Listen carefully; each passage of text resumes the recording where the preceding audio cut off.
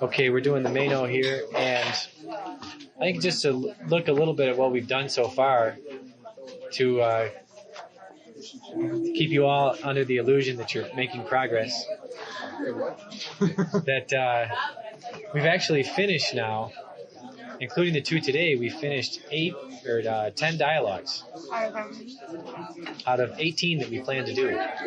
How many dialogues? We finished 10 dialogues at this point.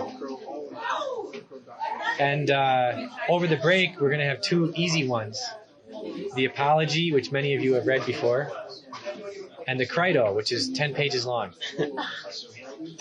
So by this time, by Monday of after fall break, we'll have 12 done. And then right after fall break, we'll do the Symposium, the Phaedrus, and the Phaedo. 3 of the most colorful ones. And then we'll end with the Cratylus, the Ion, Euthydemus, and Menexenus.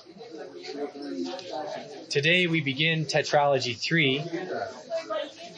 In the first tetralogy, just in general, I would say that we get introduced to the questions that lead us to think about and to pursue wisdom.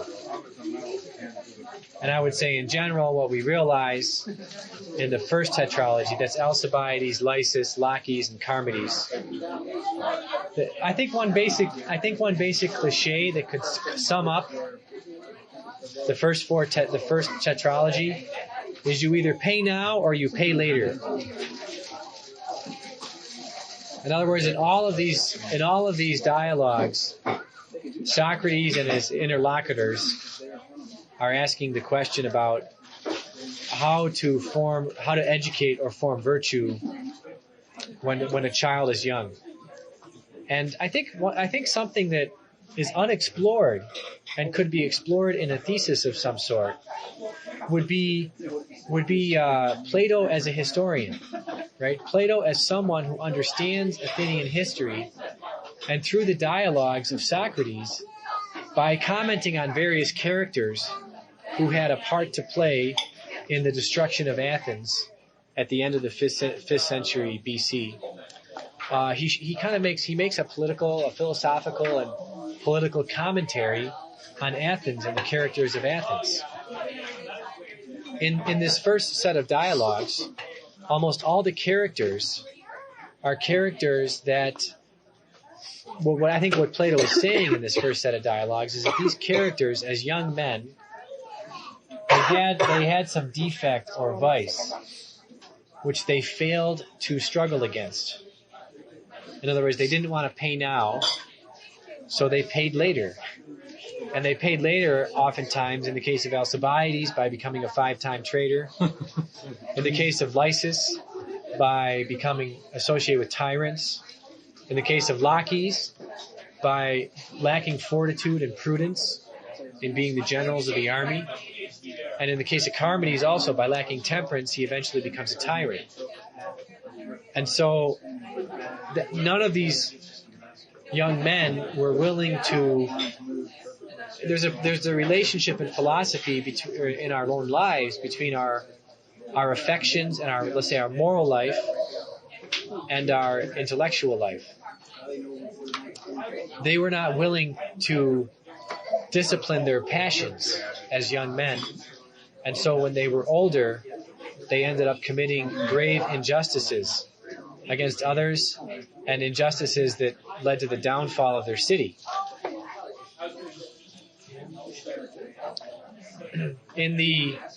So pay now or you pay later. If you struggle now against your vices and defects, then at the end of your life, when you're 50 years old and you're actually someone who can make important decisions, you will hopefully do so in a just way. The second tetralogy,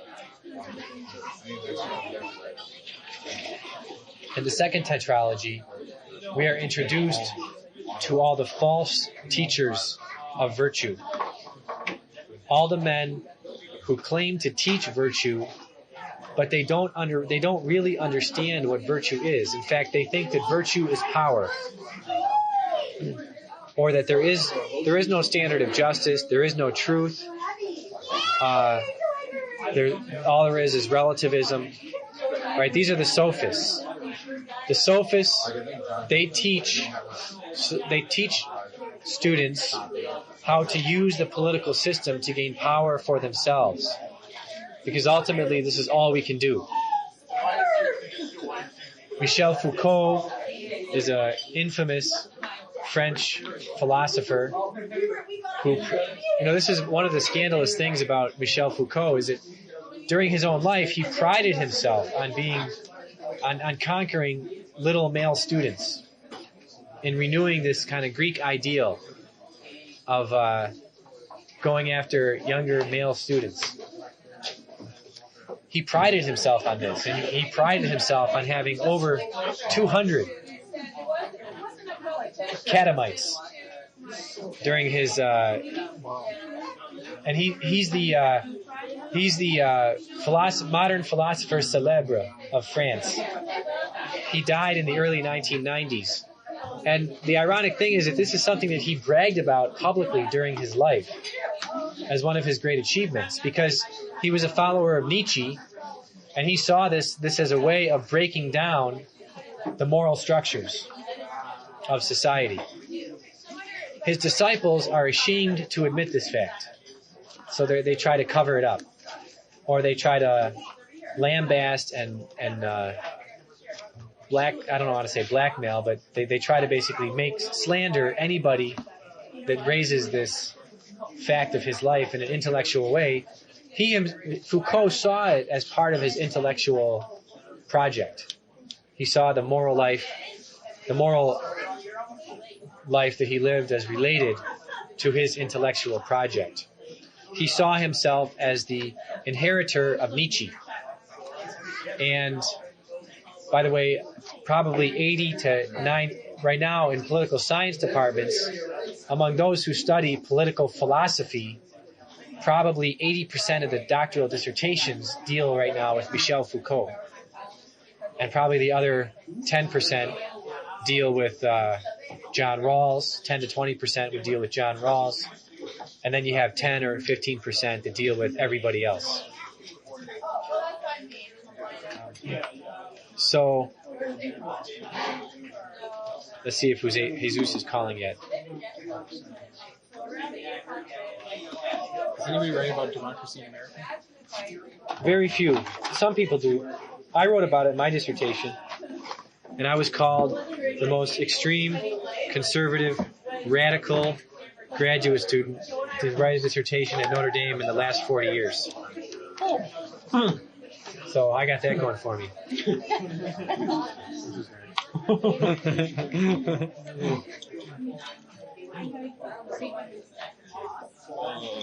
But you might as well get called something, Yeah.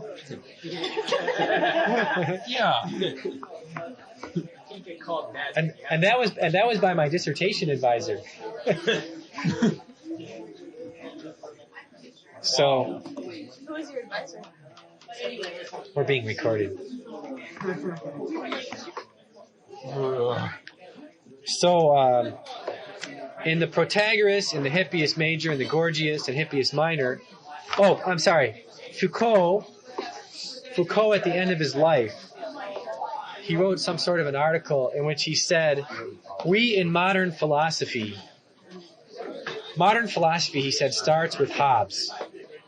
Hobbes says that human nature is a war of all men against all men.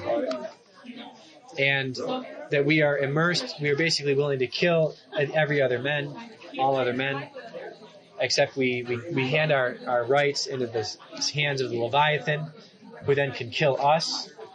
And by threatening to kill us, it prevents us from killing other men and women.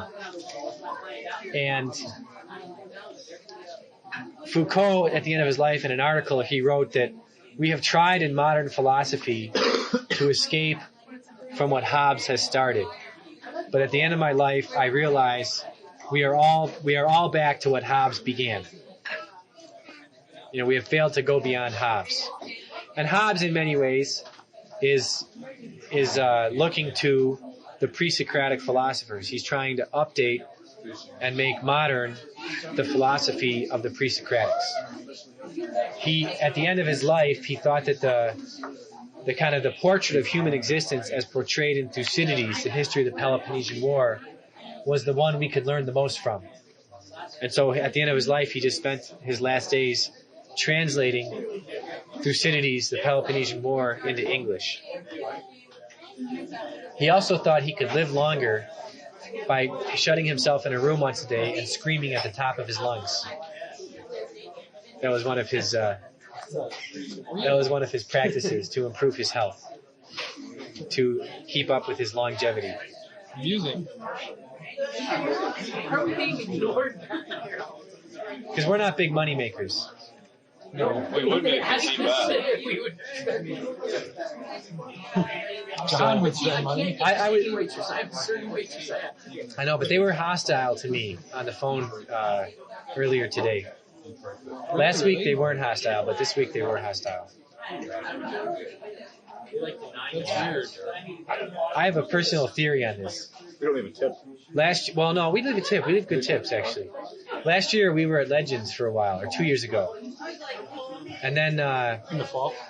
yeah, 2 years ago. That wasn't when I was there. No, maybe it was 2 years ago, but we were at Legends for a couple weeks.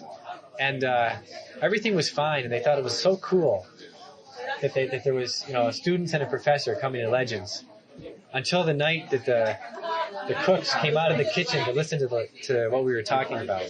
Oh, no. And then all of a sudden the next week there was this new policy that professors and students could not have discussion groups at Legends. So we were treated rudely after that point. And then that's when we started coming here. So there's something about me that I don't know what it is. You drive people away, Jim. Huh? You said there are people who like it. Well, the thing is, I think we have the wrong ideas. I think maybe that's. I think there's too much truth. Oh, you need more. If I was praising Foucault, that would be another matter. You think that they might have overheard some of the more Catholic supremacists? No, because that course was Dostoevsky. So I was just talking about demons and stuff like that. You taught a course on Dostoevsky? Yes, I did. We read Notes from Underground, Crime and Punishment. No, the only one we didn't read is Crime and Punishment. We read Notes from Underground, Demons, and Brothers Karamazov. We read those three. Can we do that again? Sure. Yeah, no, I love that. That was my favorite one. That one and who's the other really famous person? I don't like Tolstoy. Maybe one by Tolstoy. Anna Karenina, but I that's love Anna Karenina. It's probably my favorite book ever. Leah Tolstoy's so good. I've never read Tolstoy. You should do it. War and Peace. We could do those three plus Anna Karenina. I don't mind. Anna Karenina. Next fall. Sure, but then we'll have to put off Aquinas for a semester. Are we doing Yeah. The whole thing in one semester? No, two books a semester. 2 books one semester, 2 books the next semester. What's happening Too bad I next? can't be here for 3 semesters. Next semester is the last 8. Yeah. Well, I mean, I'm open to whatever people want to do. I'm not. Pardon? We should do the whole thing. But I want to finish the last 8 next Wait, semester. what about the Republic? Are we not Skipping going the Republic? Because we've all read the Republic. I haven't. Just kidding. Wait, have you? No, she hasn't. She only took my class. She might not It's not have. that big of a It's okay. It's not important. You have it? No, I did read it. There are Read it students for that. fun. I said a joke. I had one student that he made the resolution to not read the Republic in my class and just fail all the quizzes on the Republic. You read the I whole failed every Republic in your quiz class? on every time, every quiz you ever gave us on Friday. Every quiz. Every quiz. But you did well in the end. Yeah.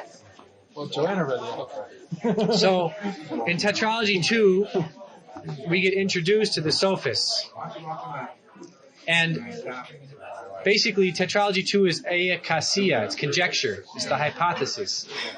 those who offer hypotheses about how we can live our lives. And in the end, if we follow the sophists, we will live by appearances. That's the argument being presented here. If we follow the sophists, we will live by appearances. So in Tetralogy 3, we will be introduced to what happens if we trust the sophists. Tetralogy 3 is belief. And so what do we do? So you might say Tetralogy 2 are the ideas that the sophists have. Tetralogy 3 is what the sophists lead us to do. And in the first confused and numb, like someone attacked by the torpedo fish. Right, exactly. No, exactly. The sophists lead us to be confused and numb. Andrew's right, like someone attacked by a torpedo fish. That's why he uses that analogy or that image in the Meno. And Meno, a lot of people when they present the Meno, they present it as a dialogue about virtue. And somehow they think that Socrates is saying that virtue cannot be taught. Well, I would disagree with that. Not only would I disagree with that, I do disagree with that.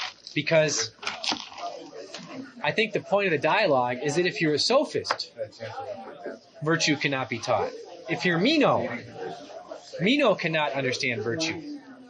Just as Protagoras could not understand forms, nor could Hippias, and just as Gorgias could not understand justice. Meno, by the way, as it says in the intro, and as we can pick up on in the dialogue, Meno is a student of Gorgias. Right? He's someone who ultimately can speak about virtue, but he doesn't understand virtue. He understands virtue to be power. Virtue for him is not a habit or a disposition to do what is good. There's actually one time in this dialogue where Socrates mentions that virtue is a habit, and Meno doesn't pick up on it. So I think what's happening in this dialogue is a similar thing to what was happening in the Hippias Major. That Socrates is trying to press Meno to think about virtue as a habit or disposition to do what is good. But Meno, because he is a materialist, Jesus,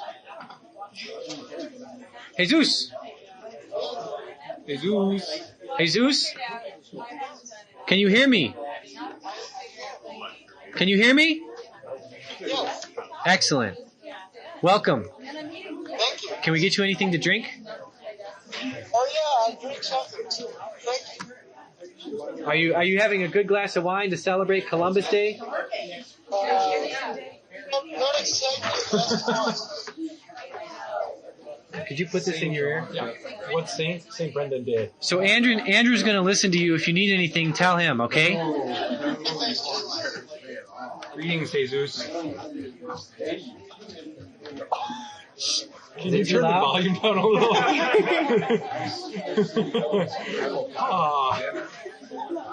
How's this? That's good. Jesus? Jesus, talk to Andrew. Okay, good.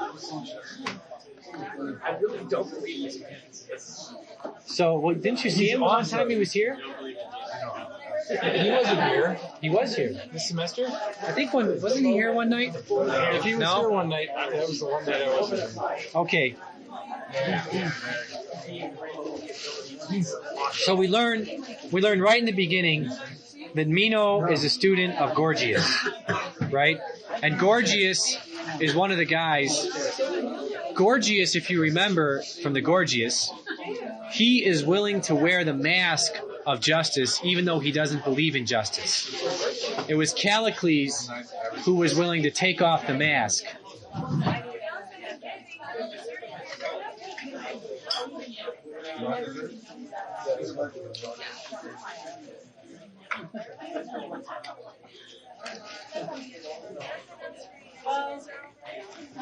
Socrates, as he starts to address Meno, he says that he is ignorant about virtue. And he asks Meno, how could I know what qualities it possesses? Or how would I know, whether someone really has virtue? It's ironic, right, that the dialogue at some point faces the question of recollection. How do I come to know those things that I don't currently know right now? That's the first question of the dialogue that he asks to Meno, but it's about what virtue is. So there's an irony at the very outset about the dialogue. How can I ask questions to discover those things that I don't currently know? How can I go from knowledge of what I know, right, knowledge that comes to me through my senses, to knowledge of what is not immediately perceptible? It's also an interesting point to note that in this dialogue, Plato or Socrates introduces us to the second level of abstraction. You think that's funny? Take me back. Well, no, it should. So in other words, the first way we can start to convince ourselves that we can know beyond what our senses tell us is by knowing geometrical shapes.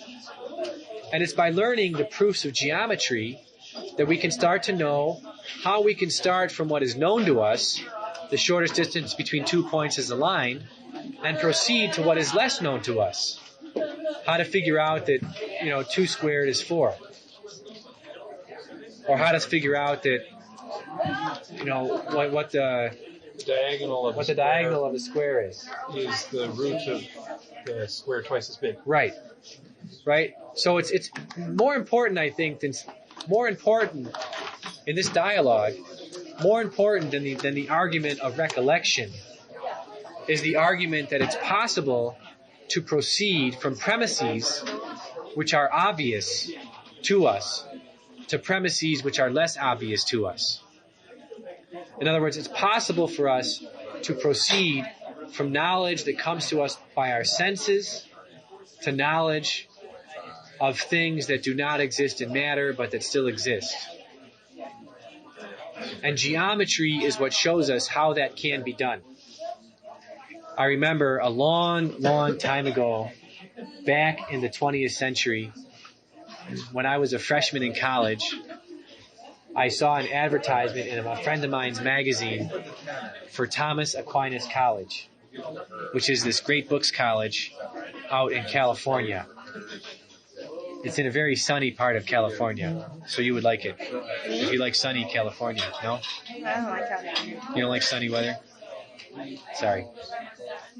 Anybody that likes sunny You California? really like South Bend weather? No, I just don't like California. Anybody here like sunny weather? Well, then you would like Thomas Aquinas College for the weather.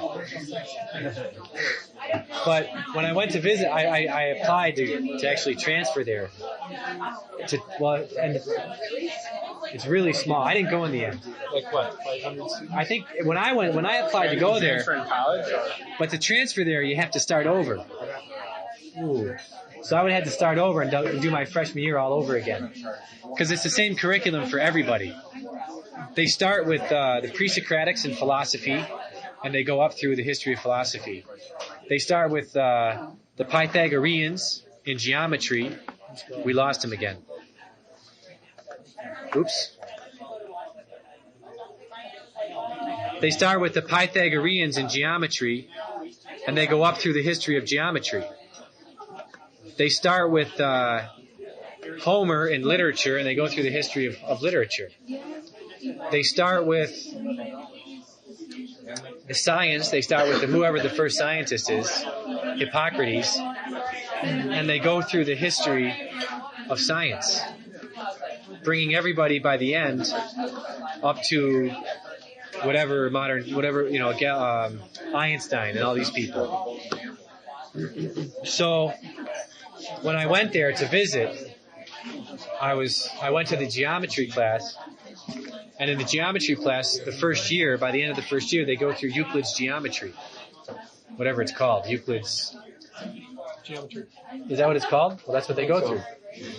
In fact, the Notre Dame PLS program is a watered-down version of the Thomas Aquinas program.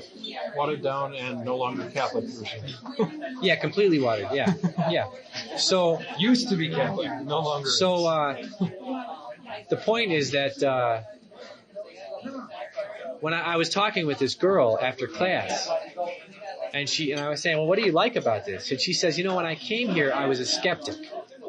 And what really helped me to learn how to argue, and what gave me confidence that I could make arguments, was the geometry class.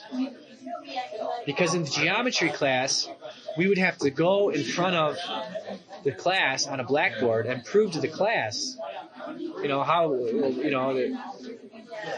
what a triangle is and what different shapes are, and three-dimensional things and four-dimensional, whatever you have to do in geometry. She says that's what taught me how to argue. That's what taught me what logic was. And I think this is the point. This is the point that I think Plato is really driving at in the Meno. It's not so much, I don't think it's so much the theory of recollection. We lost Jesus again.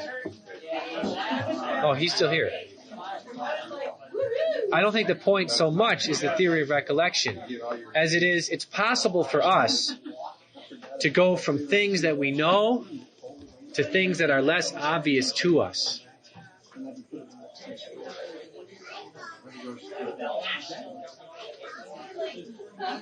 And in the case of Meno, the thing that is less obvious to him is virtue. Even though he speaks about it all the time, he does not know what it is. And of course, Socrates teases Meno, right? When Meno says, "Did you meet Gorgias when he was here, Socrates?" Socrates says, "I did." Meno says, "Did you then not think that he knew?" And Socrates says, "I do not altogether remember, Meno." Right? I can't recall. If I remember, I can't recall what Gorgias taught me or not, what he said about virtue. So that I cannot tell you now what I thought then. So it's ironic that by the end of the dialogue, Socrates will be giving the theory of recollection, but at the beginning of the dialogue, he can't remember what he said to Gorgias, or what Gorgias taught him. So Socrates says to Meno, "Remind me of what you said." Right? Tell me what he said if you share his views.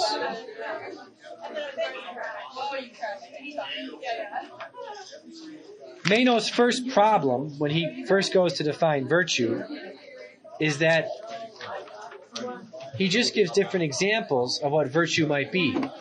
There's a virtue for a man in public. There's a virtue for a woman in running her household. There's a virtue for a slave in obeying his master. And Socrates critiques this, saying, his critique on the one hand is that you've just given me several different examples of virtue without saying what virtue is. On the other hand, I think the other critique of this part is and he comes back to this critique almost every time he deals with Meno. And I think this is the more important critique. The more important critique is that Meno cannot determine whether being in public affairs, or a woman running a house, or the slave obeying his master, whether that is done justly or unjustly. Right? Meno can't, he fails to try to understand. Meno can't really understand. I think every time that my screen goes a little black, it cuts you off. So I'm going to see if I can cut off the screensaver here real fast. Every time that Meno is challenged to speak about what is just and unjust, or what is good and evil, and how that might relate to what is true, he has difficulty doing so. And this is because he's a follower of Gorgias.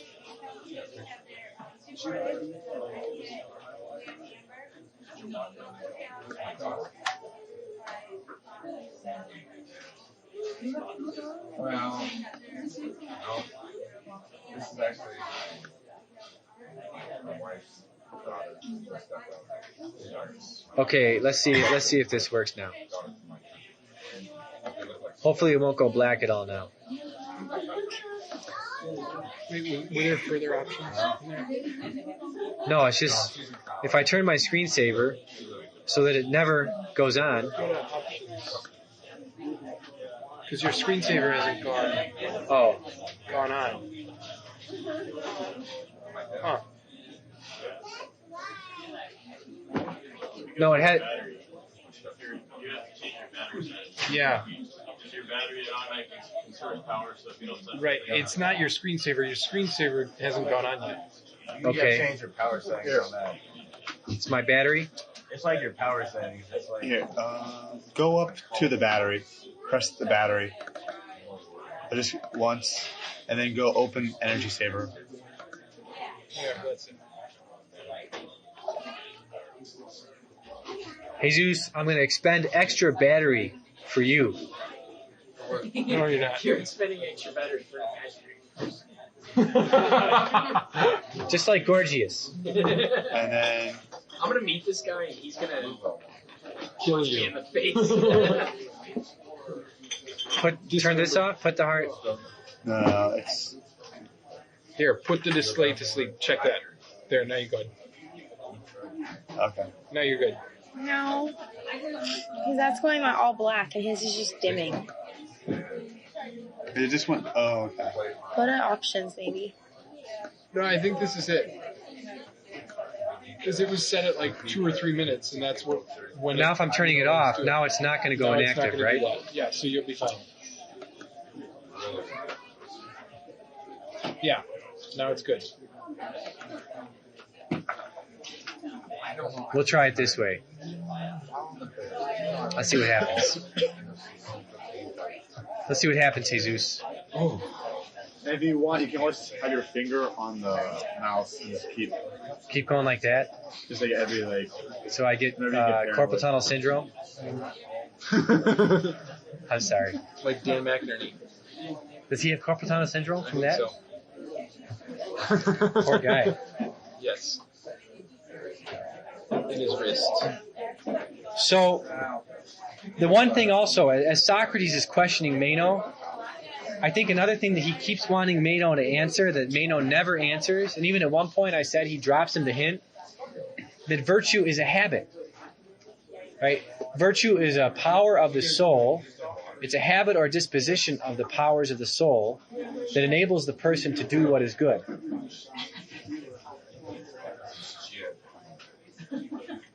And even the examples that he gives, like when he says, tell us what shape is, tell us what color is, these are qualities of a thing. I think he's trying to get Meno to, he's pressing Meno to get to the point, tell us what the shape of the human person is, its soul. Right? Tell us what its form is. What is the limit or form of the soul such that we can tell the soul is flourishing? Meno, however, who is a student of Gorgias, he cannot say what virtue is other than that virtue is a kind of power. In other words, he can say that virtue is a power, but he can only say that virtue is a power in the sense that Gorgias could say it, or that Callicles could say it. He can't say that it's a power of the soul. And so Socrates suggests to Meno, Meno keeps telling Socrates, Socrates, you tell me the answer, you tell me the answer. At 76 B and C, Socrates says, just like a spoiled person, someone who cannot control his passions and just always wants what he thinks he needs, you're always giving orders in the discussion, Meno. You behave like tyrants do when they're young. Now, in other words, you're like Charmides or Lysis, right? You're a young man who can't control his passions. You're acting like animals, and therefore, you're like a tyrant. You're just giving orders like a tyrant gives orders. He also suggests, by comparing Meno to Empedocles, that Meno is a materialist, right? Empedocles was the famous materialist who thought that to prove that he was God, he would jump off a volcano in Sicily into the crater, and that would make him divine. He's gone. Gone again? I think so. Yep. It had nothing to do with battery that time.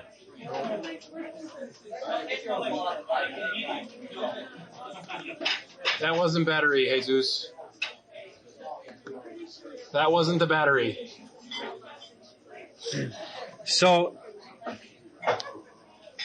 Empedocles was a big observer into nature and material phenomena, but he also was a materialist who argued that every material thing is just always in flux. He also suggests to Meno that Meno likes the theater. Again, a lot of the sophists would prefer poetry and the theater over philosophy and argumentation. And then at 77b, he says to Meno that Meno is just like a tyrant, or like the poets. Why? They find joy in beautiful things and in having power. All tyrants, we learned this at the end of the Republic, all tyrants claim to love beauty, and they hire a lot of poets around them. Napoleon and Hitler both were this way. They love to have artists and poets and not screenplay writers, but playwrights around them to write poetry and beautiful things for them. This helped them to keep power. This is how Meno equates beauty, Socrates says, with virtue and power.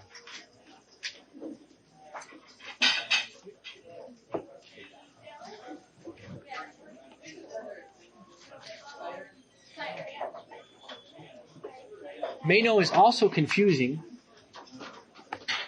It's ironic today. Pardon? When did they start this? I don't know. I think it depends on the person a little bit. I think it depends on the person a little bit.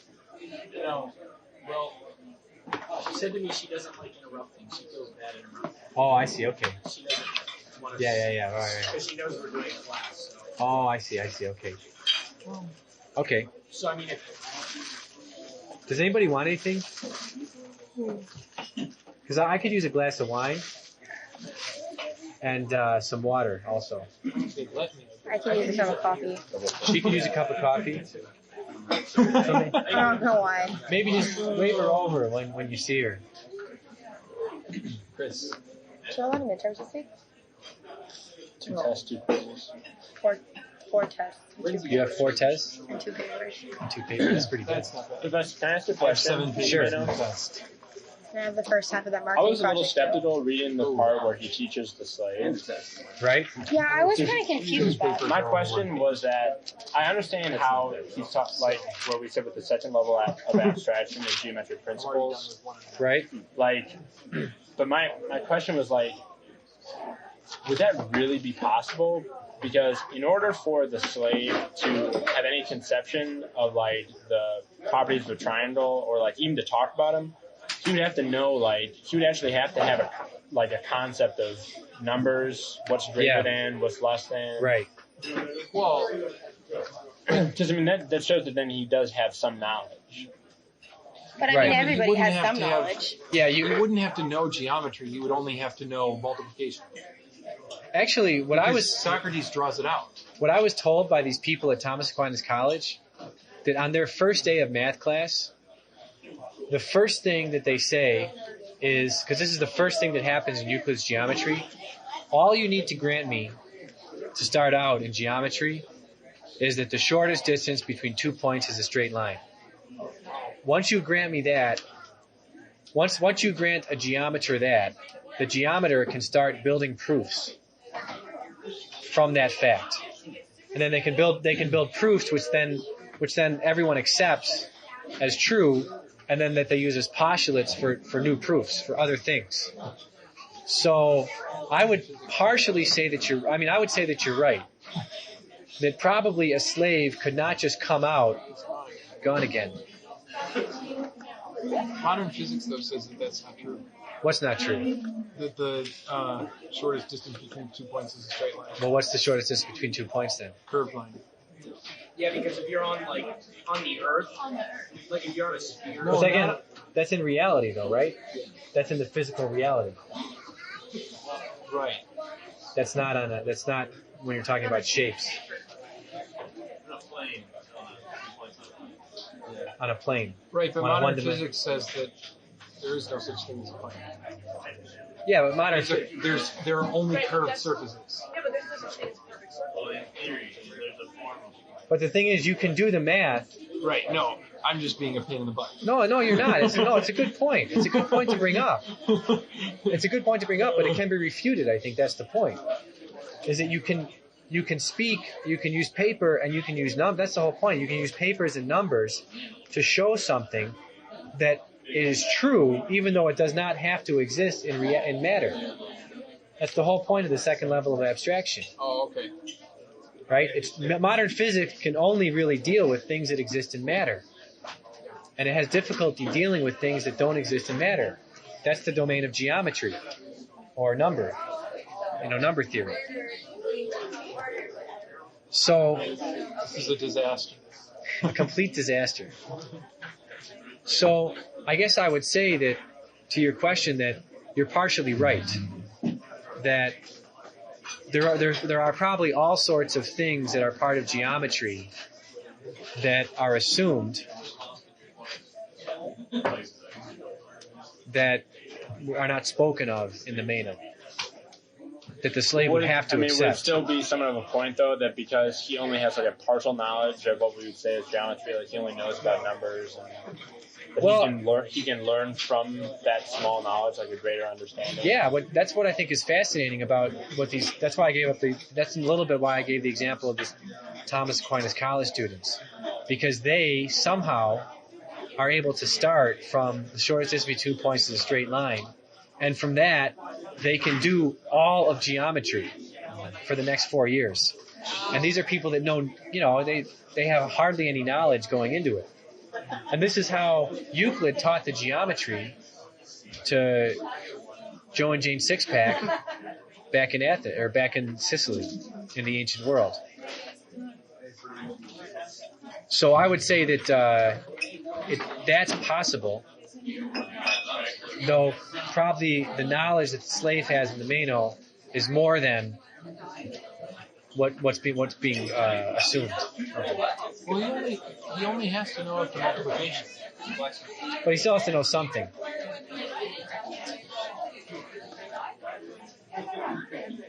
Well, Jesus is back. I don't know, but the math that he has to know is very, very basic. It's true. It's not that complicated math. I mean, it's 2 times 2, 3 times 3, 4 times 4, and 2 times 4. That's it. 3? So it does take something, though. It does take something.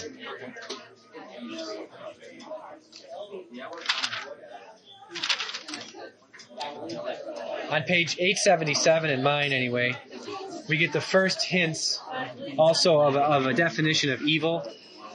Because Meno kind of suggests that, like Lessing and Spinoza are two modern Enlightenment philosophers. I think in their moral and political theory, they argue in the end that all of our actions are based on instinct. Therefore, there is no good and no evil in our actions, because we're like the animals, just doing what is suggested to us. On this page, I think Meno is suggesting the same thing, that there's no good and evil actions. They're just our instincts that we follow. And Socrates starts to suggest that, well, no, actually, just as he did with the Gorgias, he says, look, there are some actions which we can say are better or worse than other actions. Therefore, our instincts are not just amoral, right? We can say something about them.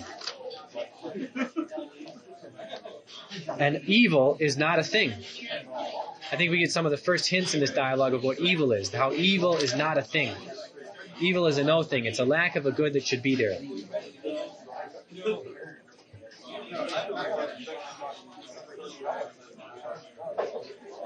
Socrates also pushes Meno to see that virtue, part of what virtue is not simply desiring the good, but it's also somehow developing the power to obtain the good.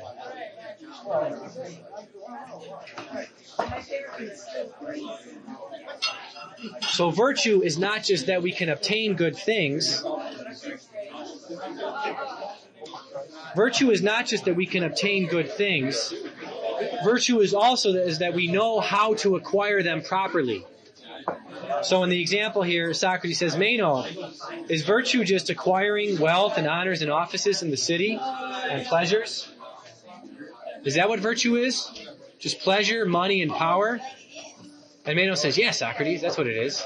And then Socrates corrects him and says, no, it's also, the power to obtain these things, but it's how we acquire these things as well that makes a difference. He's always pushing Meno to think higher, and Meno can't because his education is deficient.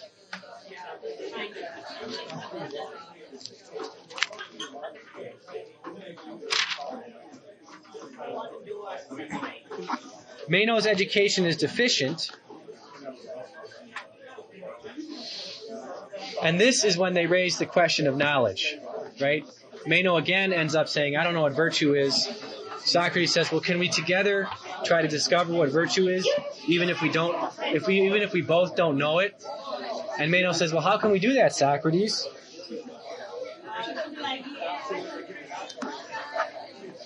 And then this is where Socrates introduces the theory of recollection, which is really the theory of induction. We can proceed from what is more known or more obvious to our senses to what is less obvious.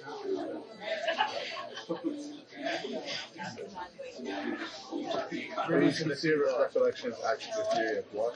I think it's actually a theory of induction, right? How we can go from what is more obvious to us to what is less obvious to us. I think the second feature of it is that by showing us the shapes and geometrical shapes and whatnot, Socrates is beginning to show us that we can use induction to discover what is true independently of the one who is answering the questions. I think that's another reason for the slave. Because Socrates shows that what is true about the square or the squares or the triangle, that is true independently of the opinion of the slave. That's another reason I think why he uses the slave. Yes. Why do you call it theory of induction as opposed to recollection? Because I'm just confused as to how calling it a theory of induction takes into consideration the fact that he says the soul has always existed and therefore already has experience of everything. Yeah, I know that's part of what he's saying. I think that's part of what he's saying, but I don't think that's what he's doing.